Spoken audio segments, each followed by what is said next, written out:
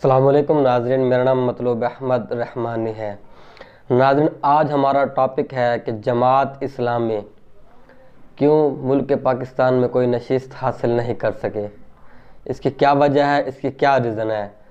جبکہ آزاد services election سے پہلے جتنے بھی آزاد سرویز آتے رہے ہیں، تیسرے نمبر پر مولانا سراج الحق تھے۔ آزاد سرویز میں تیسرے نمبر پر مولانا سراج الحق تھے۔ اس کے باوجود جماعت اسلامی کیوں کوئی سیٹ نہ نکال سکی، خصوصاً کراچی میں جب جتنے بھی آزاد سرویز ہوئے ہیں 29% جماعت اسلامی، 28% پی ٹی آئی، باقی جماعتیں 2%، 3%، ایم کیو ایم اس طرح تھے، بہت پیچھے تھی۔ پھر بھی کیا وجہ ہوئی کہ جماعت اسلامی کو ایک سیٹ بھی نہ ملی؟ اس کی کیا وجہ ہے؟ میرے خیال میں، میرے نزدیک اس کی 3 ریزنز ہیں، 3 وجہ ہے۔ کیا وجہ ہے؟ سب سے پہلے اور مین ریزن یہ ہے کہ مقتدر حلقوں کو شاید یہ پتہ تھا یا شاید ان کی یہ سوچ تھی کہ جماعت اسلامی کو اگر سیٹیں مل گئیں تو یہ پی ٹی آئی کے ساتھ اتحاد کر سکتی ہے۔ کیسے؟ اس سے پہلے جماعت اسلامی 5 سال کے پی کے گورنمنٹ کا حصہ رہی ہے۔ محترم جناب سراج الحق صاحب 5 سال وزیر خزانہ رہے ہیں کے پی کے گورنمنٹ میں، پی ٹی آئی کے دور حکومت میں، اور پورے 5 سال سود فری بجٹ پیش کیا ہے اور بالکل بھی قرضہ وہاں انہوں نے نہیں لیا، قرضے کے بغیر صوبے کو چلایا ہے۔ سب سے مین ریزن یہ ہے کہ جماعت اسلامی پی ٹی آئی کے ساتھ اتحاد کر سکتی ہے، مقتدر حلقوں کا اس وجہ سے بھی اس کو جو ہے نا سیٹیں نہیں دیں گے۔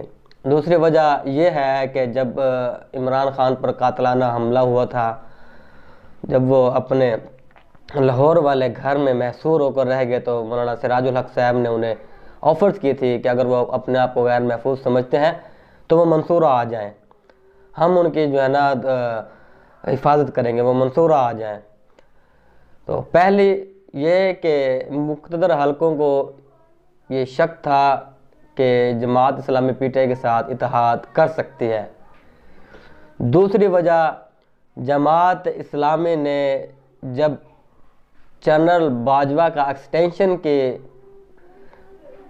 پر ووٹنگ ہو رہی تھی اسمبلی میں، تو جماعت اسلامی کے اس وقت ایک ایم این اے تھا، انہوں نے اس ایک ایم این اے کا ووٹ مانگا، جماعت اسلامی نے وہ ووٹ نہیں دیا۔ باجوہ کے ایکسٹینشن میں سب جماعتیں تھیں، پی ٹی آئی، پی ایم ایل این، جے یو آئی، فیپ، ایم کیو ایم، سب جماعتوں نے ووٹ دیا، صرف جماعت اسلامی نے ووٹ نہیں دیا باجوہ کے ایکسٹینشن میں، وہ ڈٹ گئے۔ دوسری مین ریزن، ایک ووٹ وہ جو نہیں دیا انہوں نے۔ اور تیسری اور آخری ریزن، جب پارلیمنٹ میں جنرل پرویز مشرف کے مرنے کے بعد وہاں پر فاتحہ خوانی کی جا رہی تھی تو جماعت اسلامی نے اس کا بائیکاٹ کیا۔ جماعت اسلامی نے مخالفت کی کہ کسی آمر کی، کسی جابر کی فاتحہ خوانی یہاں اس پارلیمنٹ میں نہیں کی جائے گی۔ تو یہ 3 مین ریزن تھے جو جماعت اسلامی کو پورے ملک اور کسی صوبے میں بھی ایک نشست بھی نہیں دی گئی۔ کے پی کے میں پہلے 3 نشستیں ملی، پھر بعد میں وہ بھی لے لیں گے، اور کراچی میں 1 نشست ملی، وہ حافظ صاحب نے واپس کر دی یہ کہہ کر کہ یہ سیٹ میری بنتی نہیں ہے۔